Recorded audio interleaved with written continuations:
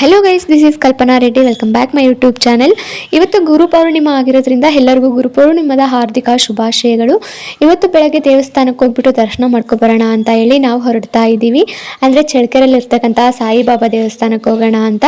ಹಾಗೆಯೇ ಗುರು ಪೌರ್ಣಿಮಾನ ಏನಕ್ಕೆ ಸೆಲೆಬ್ರೇಟ್ ಮಾಡ್ತಾರೆ, ಅದರಿಂದ ಇರೋ ಕಥೆಗಳೇನು ಅಂತ ಕ್ವಿಕ್ ಆಗಿ ನಾವು ತಿಳ್ಕೊಳ್ತಾ ಹೋಗೋಣ ಬನ್ನಿ. ಪ್ರತಿ ವರ್ಷನೂ ಆಷಾಢದಲ್ಲಿ ಬರ್ತಕ್ಕಂಥ ಹುಣ್ಣಿಮೆಯನ್ನು ನಾವು ಗುರು ಪೌರ್ಣಿಮಾ ಅಂತ ಸೆಲೆಬ್ರೇಟ್ ಮಾಡ್ತೀವಿ. ಇನ್ನು ಕೆಲವರು ವೇದವ್ಯಾಸರ ಜನ್ಮದಿನ ಅಂತಲೂ ಸಹ ಸೆಲೆಬ್ರೇಟ್ ಮಾಡ್ತಾರೆ. ಅಂದರೆ ಮಹಾಭಾರತನೂ ಸಹ ಇವರೇ ಬರೆದಿರೋದ್ರಿಂದ ಮಾನವ ಕುಲದ ಮೊದಲ ಗುರು ಅಂತ ಇವ್ರನ್ನ ಕೆಲವರು ಪೂಜಿಸಲ್ಪಡ್ತಾರೆ. ಅವರ ಜನ್ಮದಿನಾನ ಗುರು ಪೌರ್ಣಿಮಾ ಆಗಿ ಸೆಲೆಬ್ರೇಟ್ ಮಾಡ್ತಾರೆ. ಇನ್ನು ಕೆಲವರು ವಿದ್ಯೆ ಕಲಿಸಿರ್ತಕ್ಕಂತಹ ಗುರುಗಳಿಗೆ ಗುರು ಪೌರ್ಣಿಮಾ ಮಾಡ್ತಾರೆ, ತಂದೆ ತಾಯಿಗೆ ಆ ಥರ. ಇನ್ನು ಹಿಂದೂ ಪುರಾಣಗಳ ಪ್ರಕಾರ ಹೇಳೋದಾದರೆ ಶಿವನು ತನ್ನ 7 ಋಷಿಮುನಿಗಳಿಗೆ ತನ್ನ ಜ್ಞಾನವನ್ನು ಹಂಚಿರೋ ದಿನ ಅಂತ ಹೇಳ್ಬಿಟ್ಟು ಶಿವನಿಗೂ ಸಹ ವಿಶೇಷವಾಗಿ ಪೂಜೆನ ಮಾಡ್ತಾರೆ.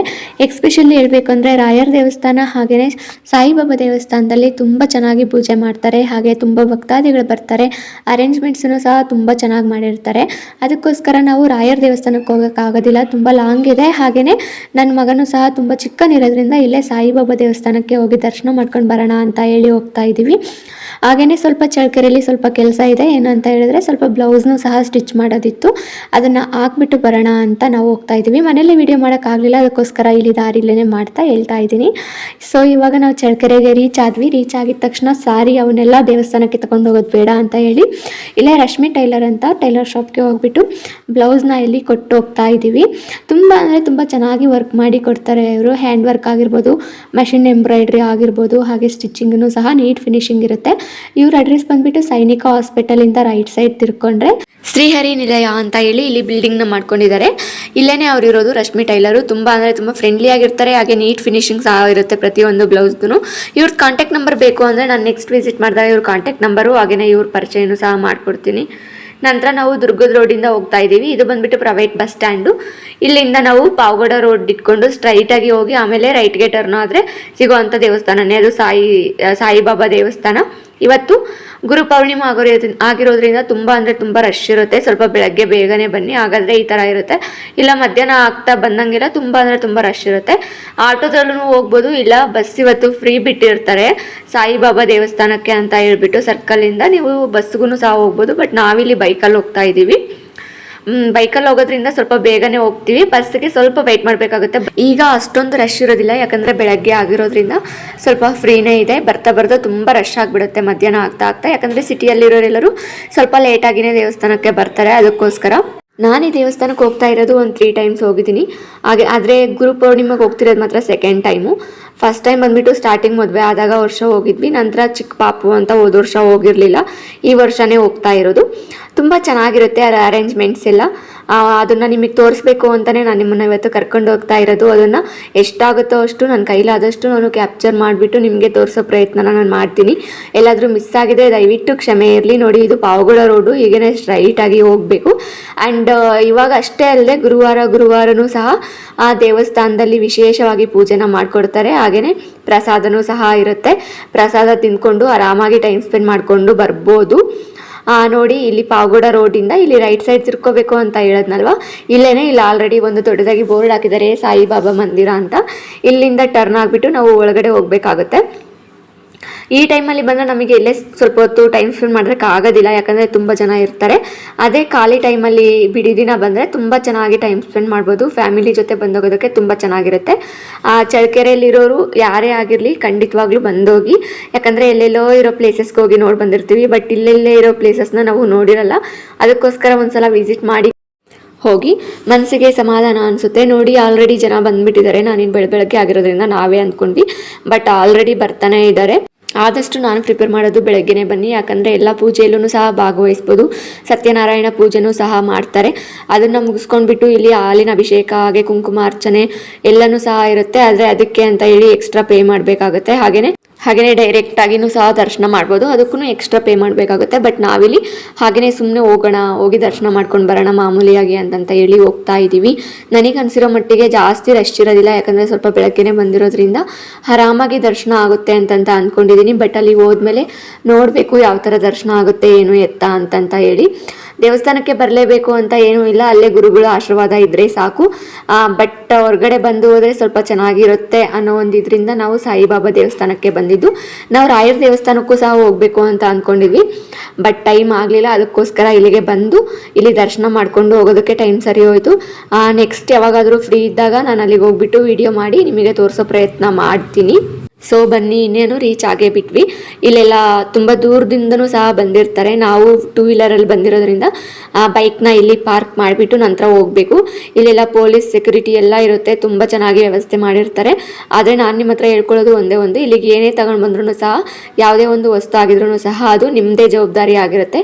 ಯಾಕಂದರೆ ಫೋನ್ ಆಗಿರ್ಬೋದು, ಇಲ್ಲ ಗೋಲ್ಡ್ ಆಗಿರ್ಬೋದು, ಏನಾದರೂ ಕಳೆದೋದ್ರೆ ಅದಕ್ಕೆ ನಾವೇ ಜವಾಬ್ದಾರರು, ಇಲ್ಲಿ ಯಾರೂ ಹೊಣೆ ಆಗೋದಿಲ್ಲ. ಇದು ಎಂಟ್ರೆನ್ಸಿಂದ ಒಳಗಡೆ ಬಂದ್ವಿ. ಕೆಲವರು ಸ್ಪೆಷಲ್ ಆಗಿ ಟಿಕೆಟ್ ತಗೊಂಡು ಡೈರೆಕ್ಟ್ ಆಗಿ ದರ್ಶನ ಮಾಡೋದಕ್ಕೆ ಹೋಗ್ತಾರೆ, ಬಟ್ ನಾವು ನಾರ್ಮಲಿ ಆಗಿ ಹೋಗಿದ್ದು. ಇಲ್ಲಿ ಇನ್ನು ದೇವ್ರಿಗೆ ಸೇವೆ ಮಾಡಬೇಕು ಅಂತ ಹೇಳಿದ್ರೆ ಗುರು ಪೌರ್ಣಿಮೆದ 2 ದಿನ ಹಿಂದೆ ಬಂದ್ಬಿಟ್ಟು ಆಧಾರ್ ಕಾರ್ಡ್ ಸಮೇತ ಬಂದು ನೋಂದಣಿ ಮಾಡಿಸಿ ಹೋಗ್ಬೇಕಾಗುತ್ತೆ. ಹಾಗಾದರೆ ಸೇವೆ ಮಾಡೋದಕ್ಕೆ ಅನುಕೂಲ ಮಾಡಿಕೊಡ್ತಾರೆ. ಇಲ್ಲಿ ಎಲ್ಲರೂ ಸಹ ತುಂಬ ಚೆನ್ನಾಗಿ ಅವರೇನೇ ಸೇವೆ ಮಾಡ್ತಾ ಇರ್ತಾರೆ ಸ್ವಯಂ ಸೇವಕರಾಗಿ. ಇದನ್ನೆಲ್ಲ ನೋಡಿದ್ರೆ ಒಂಥರ ತುಂಬ ಖುಷಿ ಆಗುತ್ತೆ, ಯಾಕಂದರೆ ಎಷ್ಟು ಚೆನ್ನಾಗಿ ಮಾಡ್ತಿದ್ದಾರಲ್ಲ ಅಂತ. ಇಲ್ಲಿ ಇವರೇ ಮಾಡಬೇಕು ಅಂತ ಇಲ್ಲ, ಅಷ್ಟು ಕ್ಲೀನಾಗಿ ಮೇಂಟೈನ್ ಮಾಡಿಕೊಂಡು ಅಷ್ಟು ಕ್ಲೀನಾಗಿ ಜವಾಬ್ದಾರಿ ತಗೊಂಡು ಅವರೇ ಮಾಡ್ತಾ ಇದ್ರೆ ಒಂಥರ ಖುಷಿ ಆಗುತ್ತೆ. ನಂತರ ದೇವಸ್ಥಾನದಿಂದ ಎಂಟ್ರೆನ್ಸ್ ಆಗಿದ ತಕ್ಷಣ ಇಲ್ಲೊಂದು ಸಾಯಿಬಾಬನ ಪ್ರತಿಮೆ ಕಾಣಿಸುತ್ತೆ. ಇಲ್ಲಿ ಬಂದ್ಬಿಟ್ಟು ದರ್ಶನ ಮಾಡ್ಕೊಂಡ್ವಿ. ಸ್ಟಾರ್ಟಿಂಗ್ ಸಿಗೋದೆ ನಮಗೆ ಈ ಪ್ರತಿಮೆ. ಇಲ್ಲಿ ದರ್ಶನ ಮಾಡಿಕೊಂಡು ಆದಮೇಲೆ ನಮಗೆ ಇನ್ನೊಂದು ಪುಟ್ಟ ದೇವಸ್ಥಾನ ಸಿಗುತ್ತೆ. ಅದು ಯಾವುದು ಅಂತ ಹೇಳಿದ್ರೆ ಗಣೇಶನ ದೇವಸ್ಥಾನ. ನಮ್ಮ ಮನೆಯವರು ನನ್ನ ಮಗ ಆಲ್ರೆಡಿ ಬಂದು ಇಲ್ಲಿ ನಿಂತಿದ್ರು. ನಾನು ಅಲ್ಲಿ ದೇವ್ರದ್ದು ಆರತಿ ತೊಗೊಂಡ್ಬಿಟ್ಟು ನಂತರ ಹೂವನ್ನ ತೊಗೊಂಡು ಇಲ್ಲಿ ದರ್ಶನ ಮಾಡ್ಕೊಳ್ಳೋಣ ಅಂತ ಹೇಳಿ ಬಂದೆ. ತುಂಬ ಚೆನ್ನಾಗಿ ಅಲಂಕಾರ ಮಾಡಿದರು. ತುಂಬ ಖುಷಿ ಆಗುತ್ತೆ, ಒಂಥರ ಕಲರ್ಫುಲ್ಲಾಗಿ ಇರುತ್ತೆ ನೋಡೋದಕ್ಕೆ. ನೋಡಿ ಎಷ್ಟು ಚೆನ್ನಾಗಿ ಅಲಂಕಾರ ಮಾಡಿದ್ದಾರೆ ಅಂತ. ಇದು ಗಣೇಶನ ದೇವಸ್ಥಾನ, ಅಂದರೆ ಸಾಯಿಬಾಬಾ ದೇವಸ್ಥಾನದಲ್ಲೇ ಒಂದು ಚಿಕ್ಕದಾಗಿ ಪುಟ್ಟದಾಗಿ ಮಾಡಿದ್ದಾರೆ. ಅದನ್ನು ಮುಗಿಸ್ಕೊಂಡು ನಾವು ಮೇಲೆ ಹೋಗೋಣ ಅಂತ ಹೇಳಿ ಹೋಗ್ತಾ ಇದ್ದೀವಿ. ಅಂದರೆ ಸಾಯಿಬಾಬಾ ದರ್ಶನಕ್ಕೆ ಮೇಲೆ ಮೆಟ್ಲು ಹತ್ಕೊಂಡು ಹೋಗಬೇಕು. ನಾನು ಜನ ಇಲ್ಲ ಅಂದ್ಕೊಂಡೆ, ಬಟ್ ತುಂಬ ಕ್ಯೂ ಇದೆ. ಇಲ್ಲಿ ಪ್ರತಿಯೊಂದು ಗಿಡನೂ ಸಹ ತುಂಬ ಚೆನ್ನಾಗಿ ಹಾಕಿದ್ದಾರೆ, ತುಂಬ ಚೆನ್ನಾಗಿ ಮೇಂಟೈನ್ ಮಾಡ್ತಿದ್ದಾರೆ. ನೋಡಿ, ಇದು ಒಳಗಡೆ ಹೋಗೋದಕ್ಕೆ ಎಂಟ್ರೆನ್ಸು. ಎಷ್ಟು ಚೆನ್ನಾಗಿ ಡೆಕೋರೇಷನ್ ಮಾಡಿದ್ದಾರೆ ರೋಸಿಂದ, ಹಾಗೆಯೇ ಗ್ಲಾಡಿಯೋಲಸ್ಸು, ಇನ್ನು ಏನೇನೋ ಫ್ಲವರ್ಸ್ ಯೂಸ್ ಮಾಡಿದ್ದಾರೆ. ಸಖತ್ತಾಗಿ ಕಾಣಿಸ್ತಾ ಇತ್ತು. ನಂತರ ನಾವು ಒಳಗಡೆ ಬಂದ್ವಿ. ನೋಡಿ, ಇದು ಎಷ್ಟು ಜನ ಸೇರಿದ್ದಾರೆ ಅಂತ ಹೇಳಿ. ಇನ್ನು ಮಧ್ಯಾಹ್ನ ಮಹಾಮಂಗಳಾರತಿ ಆಗಿರಲಿಲ್ಲ, ಅದಕ್ಕೋಸ್ಕರ ಎಲ್ಲರೂ ವೆಯ್ಟ್ ಮಾಡ್ತಾ ಇದ್ದಾರೆ. ಕೆಲವರು ದರ್ಶನ ಮುಗಿಸ್ಕೊಂಡು ಪ್ರಸಾದ ತಿನ್ನೋರು ತಿಂತಾ ಇದ್ದಾರೆ, ಕೆಲವರು ಹೋಗ್ತಿದ್ದಾರೆ.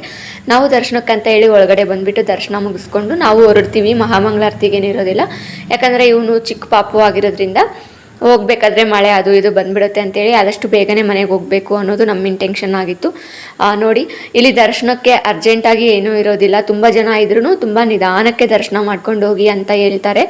ಬೇರೆ ಕಡೆ ಎಲ್ಲ ನುಗ್ಲು ಇರುತ್ತೆ, ಬಟ್ ಇಲ್ಲಿ ಆ ಥರ ಯಾವುದೂ ಇರೋದಿಲ್ಲ. ನಿಧಾನಕ್ಕೆ ದೇವ್ರ ದರ್ಶನ ಮಾಡಿಕೊಂಡು ನೆಮ್ಮದಿಯಿಂದ ಹೋಗ್ಬೋದು. ತುಂಬ ಚೆನ್ನಾಗಿ ದರ್ಶನ ಆಯಿತು. ಹಾಗೆಯೇ ಇಲ್ಲೂ ಸಹ ಡೆಕೋರೇಷನ್ ನೋಡಿ ಎಷ್ಟು ಕಲರ್ಫುಲ್ಲಾಗಿ ಎಷ್ಟು ಚೆನ್ನಾಗಿ ಮಾಡಿದ್ದಾರೆ ಅಂತ ನೋಡಿದ್ರೆ ಒಂಥರ ಖುಷಿ ಆಗುತ್ತೆ ಮನಸ್ಸಿಗೆ. ನಮಗೆ ದರ್ಶನ ಅಂತೂ ತುಂಬ ಅಂದರೆ ತುಂಬ ಚೆನ್ನಾಗಾಯಿತು. ಬಂದಿದ್ದಕ್ಕೂ ಸಾರ್ಥಕ ಆಯಿತು ಅನಿಸುತ್ತೆ. ಇಲ್ಲಿ ಬಂದಿರೋ ಪ್ರತಿಯೊಬ್ಬರಿಗೂ ಸಹ ದರ್ಶನ ತುಂಬ ಚೆನ್ನಾಗಾಗುತ್ತೆ. ಅದೊಂದು ಇಲ್ಲಿ ಸೌಭಾಗ್ಯ ಅಂತ ಹೇಳ್ಬೋದು. ನಾವು ದರ್ಶನ ಮಾಡಿಕೊಂಡು ಹೊರಗಡೆ ಬಂದ್ವಿ. ಹೊರಗಡೆನೂ ಸಹ ಅಷ್ಟೇ ತುಂಬ ಜನ ಇದ್ದರು ದರ್ಶನ ಮಾಡಿಕೊಂಡು. ಆಲ್ರೆಡಿ ಹೊರಗಡೆ ಬಂದಿರೋರು ಸಹ ಇದು ಎಕ್ಸಿಟ್ ಆಗೋ ದಾರಿ ಆಗಿತ್ತು. ತುಂಬ ಚೆನ್ನಾಗಿತ್ತು, ಚೆಂಡು ಹೂವಿನಿಂದ ಅಲಂಕಾರ ಮಾಡಿದರು. ಎಲ್ಲರೂ ಕುತ್ಕೊಂಡು ಸ್ವಲ್ಪ ಹೊತ್ತು ನೆಮ್ಮದಿಯಿಂದ ಕುತ್ಕೊಂಡು ಹೋಗ್ತಾ ಇರ್ತಾರೆ. ನೋಡಿ, ಇದು ಹೊರಗಡೆಯಿಂದ ವ್ಯೂ ಈ ಥರ ಇತ್ತು. ಡೆಕೋರೇಷನು ನಾನು ಇಲ್ಲಿ ತೋರಿಸ್ತೀನಿ ನೋಡಿ, ಫ್ರಂಟಲ್ಲಿ ಯಾವ ಥರ ಡೆಕೋರೇಷನ್ ಮಾಡಿದ್ದಾರೆ ಅಂತ. ತುಂಬ ಚೆನ್ನಾಗಿತ್ತು. ಇಲ್ಲೆಲ್ಲರೂ ತುಂಬ ಜನ ಫೋಟೋ ತೆಗೆಸ್ಕೊಳ್ತಾ ಇದ್ರು. ನಾವು ಹಾಗೆ ಒಂದೆರಡು ಫೋಟೋ ತೆಗೆಸ್ಕೊಳ್ಳೋಣ ಅಂತ ಹೇಳಿ ಇಲ್ಲೇ ಫೋಟೋ ತೊಗೊಂಡು ಹೊರಗಡೆ ಎಲ್ಲ ಸ್ವಲ್ಪ ನೋಡ್ಕೊಂಡ್ವಿ. ಅಂದರೆ ನೋಡಿ, ಇಲ್ಲಿ ಇದು ಬಂದುಬಿಟ್ಟು ಫೀಲ್ಡು ತುಂಬ ಚೆನ್ನಾಗಿ ತುಂಬ ವಿಶಾಲವಾಗಿ ಇದೆ. ಎಷ್ಟು ಜನ ಬೇಕಾದರೂ ಇಡಿಸ್ತಾರೆ. ಅದನ್ನೆಲ್ಲ ನೋಡಿಕೊಂಡು ನಂತರ ನಾವು ಕೆಳಗಡೆ ಹೋಗೋಣ ಅಂತ ಹೇಳಿ ಹೋಗ್ತಾ ಇದ್ದೀವಿ. ಕೆಳಗಡೆ ಬಂದುಬಿಟ್ಟು ಇಲ್ಲಿ ಇನ್ನೊಂದು ಪುಟ್ಟ ದೇವಸ್ಥಾನ ಇದೆ. ಅದು ಅಷ್ಟೇ ತುಂಬ ಅಂದರೆ ತುಂಬ ಚೆನ್ನಾಗಿದೆ. ಇಲ್ಲೂ ಡೆಕೋರೇಷನ್ ಮಾಡಿದರು.